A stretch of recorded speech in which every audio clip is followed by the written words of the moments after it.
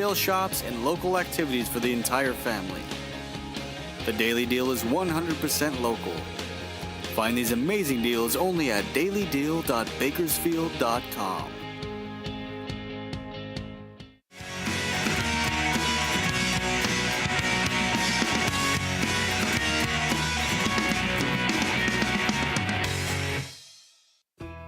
This segment of Open Up is brought to you in part by Abetaweed, the locally owned company that has everything you need for lush, weed-free gardens and lawns, from the smallest backyards to the property of the biggest businesses, and with top quality equipment and products better than the big chains, and they service what they sell.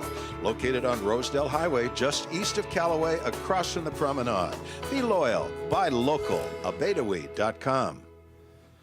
And we are back with one of the most fascinating discussions I think I've ever been privileged to be a part of, Don. Boy, and with this guy, we've discussed for hours and hours, and it's just as good. We're talking to Ahmad Mirza, who is the leader of the Islamic community here in Kern County. 5 mosques, 5,000 people. And Ahmad, one of the things that so many Americans are being taught is you can't trust a Muslim because the Quran teaches Muslims to lie to the unbeliever, to the infidel. Address that. Well, you know, it's ironic because sometimes you tell a lie, and the bigger the lie, the bigger the fall. Okay, this is a big lie. This is a big lie against the Muslims. This lie wasn't just told by some lay people like you and I heard in one of my lectures, the individual that had a book in front of her and said, you know, I can't believe a word you say because you lie, and taqiyya and so on and so forth in Islam. But there is an individual named Andy McCarthy. He's an ex-U.S. attorney. He's a prosecutor. He prosecuted the blind sheikh. He was used to actually prosecute Muslims by the Bush administration. This was a man that had power. And he's repeatedly said now that he's no longer a prosecutor on Fox News, that Muslims are commanded to lie. You cannot trust them. The Quran commands them to lie. And even Muhammad said war is deception.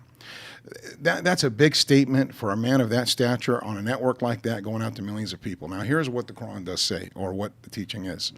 There was an individual, one of the Prophet's companions, who was taken captive.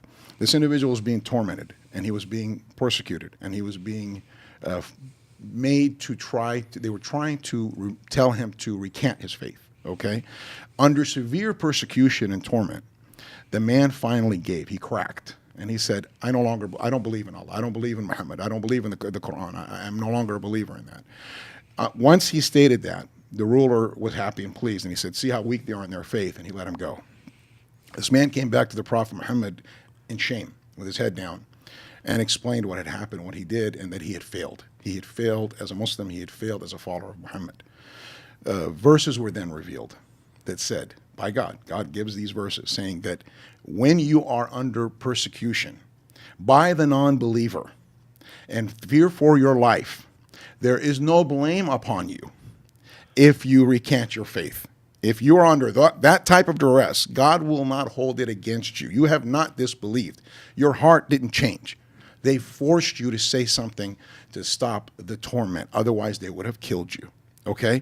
This is a real simple and very easy exception that most human beings can understand. Now, this is how detailed Islam is with lies. In other words, we are taught to tell the truth so much. Rasulullah, the messenger of God, peace be upon him, was called Al-Amin as-Siddiq. This is before he became a prophet or a messenger. This was in his first 40 years. It means the trustworthy, the truthful. And this religion teaches, it's like Judaism and Christianity. Truth is what it's all about. You must be truthful. Now, when Andy McCarthy says war is deception, and the Muslims are commanded to lie in the Quran, I know he knows better. I know he knows that is not true. Now, yes, war is deception. Let me ask you this. In World War II, in World War I, in any of the wars, if we had one of our soldiers, officers, or command, just decide, you know what? I can't handle this. My conscience is tearing me up. I'm going to go over to the Japanese. I'm going to go to the Germans, and I'm going to tell them everything we're doing. I'm going to tell them where we're coming from and what airplanes we're using, how many soldiers we have, and so on and so forth. What would he be considered? A traitor. A traitor. It would be the death penalty. It would be treason, because war is deception. That's where you can lie. It's something you can do. You're not going to give your enemy your strategy. So the Prophet was literally telling them, war is deception. Don't feel like we're lying. We cannot give up our strategy. So the Muslims wouldn't feel overburdened with the idea that, well, is it a lie? Is war really allowed? Is there allowed deception? So if you've gone to West Point, if you're General Colin Powell, if you're whoever you are, you understand the concept. Now, does Andy McCarthy understand the concept? I believe so. I really do. I believe he understands the concept, but I believe he's actively deceiving people because he has an agenda. He has already had a pre-thought. He has made a judgment about Islam. And so you try to drive people to your judgment, to your pre-thought, to where you are. And I think that's more criminal than the layperson who just reads it out of a book that somebody has written and doesn't understand the concept, okay? And I also think it's criminal for an outfit like Fox News to not step up and challenge the matter, or to put an expert on there to say, hey, you can't just come up here and say all Muslims are commanded to lie and you can't trust them. That's a big statement. And what do you mean war is deception? Can you please explain what the prophet might have meant? And so I think that the very nature of that lie, it's sad, but the bigger and sadder point to it, because it is so destructive. You remember in some of our email discussions, you're like, I'm told that I can't trust you. What did I say in my lecture to please you? What was I saying to please you? What was pleasing from what was I saying? What I was saying? Someone who lies is usually trying to win you over by pleasing you or telling you what you want to hear. Did I tell you much of what you wanted to hear when we were talking about theology and law and things like that, and prophecy and so on and so forth? And so I think it's an irony, but at the same time, I think it's a travesty that these people are getting away with it. Bob? I want to come back and address, because you brought up Fox News again. I did. And I personally don't watch Fox News. Gotcha. But I do watch Bill Maher. Okay. And he has made some, and so that's a man on the other side of the political spectrum. Sure. Who would probably challenge your 99.9% number that you say are peace-loving. His assertion, and some of the people that he's had on, say as many as 2/3 of the Muslim community worldwide, although not active, sympathize with what's happening. Can you address that? Absolutely. When we say 99.9, it's 99.999. We're talking about people that are joining, people that are actively recruiting, people that are part of these organizations, people that are completely sympathetic, that they are willing at some point to join these organizations. There are many Muslims out there that don't like the policies that we have. There are many Muslims that don't like the policies that Europe has. Many Muslims that don't like what Israel is doing. Many Muslims don't like what Russia is doing. They don't like what China is doing. Right. They don't like what their political leaders are doing. We have some of the worst leaders in the world, as evidenced by what you're seeing, as history is unfolding.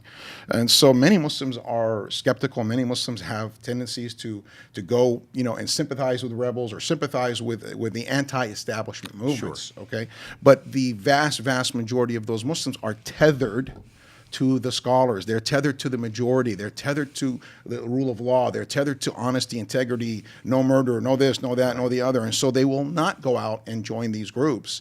They might yell out against America as this or that, and they might yell out against what Europe is doing, because there are things that are happening in the Middle East that most people don't look behind the scenes and see. Sure. When you have Gaddafi in 2003 being brought back in because an oil company executive was crying in the White House, okay, and then you send the Prime Minister of the UK, England, to go over there and shake his hand and do a photo op, so that after he pays all the families, millions of dollars.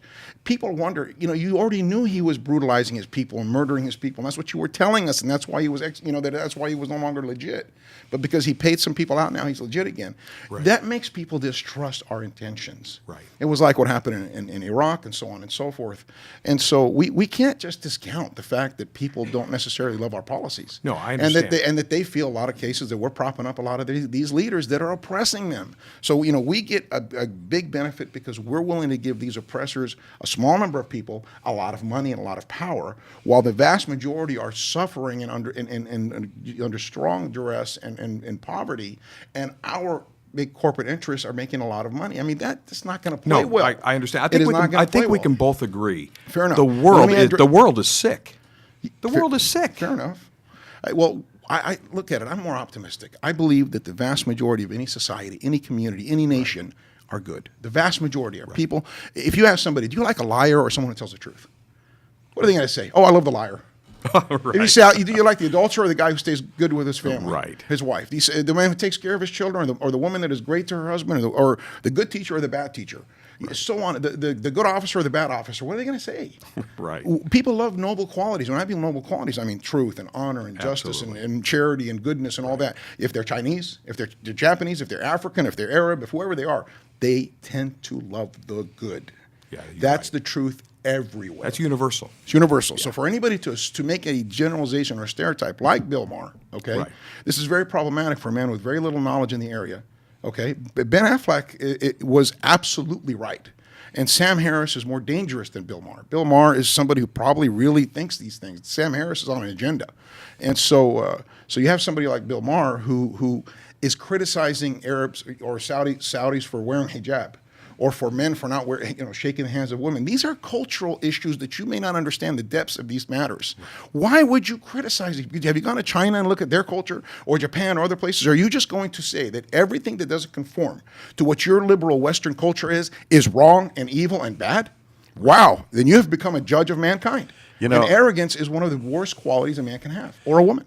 One of the things in Ahmad's and my friendship is that we absolutely understand that there are theological issues that he and I are never going to disagree on. We are totally opposite. Yes, we are. But what we've done is, I think, affirmed the greatest American principle that there is, and that is, with respect, we grant to one another the right to be totally wrong.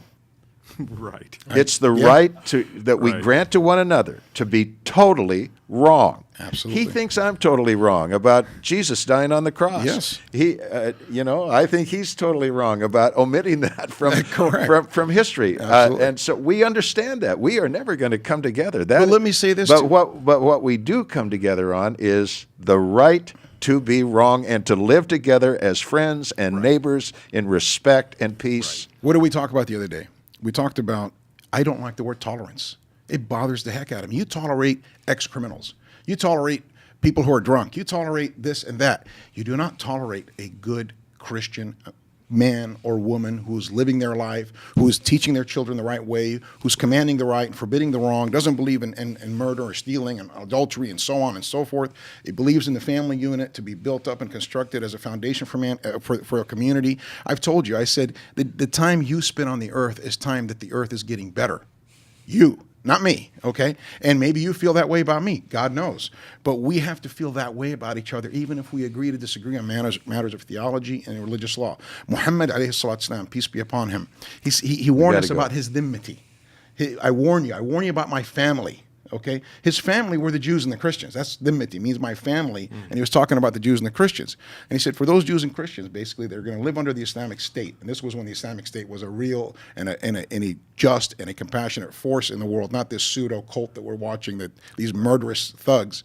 But the idea there was, if you oppress them, if you harm them, if you in any way are unjust to them, those Jews and Christians that are living under your rule throughout the ages, throughout the centuries, I, Muhammad, will be your witness against you on the day of judgment. That is a warning for all of the Muslims. And Imad Mirza, president of the Islamic Shura Council of Bakersfield, there's Imad's number. If you want to continue this conversation with him personally, just give him a call, 303-1543, 303-1543. And Imad and I have agreed that we're going to do this on some kind of regular basis because there are so many questions. What do you think, Bob? I think it's halfway awesome. I mean, I just do. All right. Let's do this. We'll be right back with the baggage you need to leave behind on your way to heaven.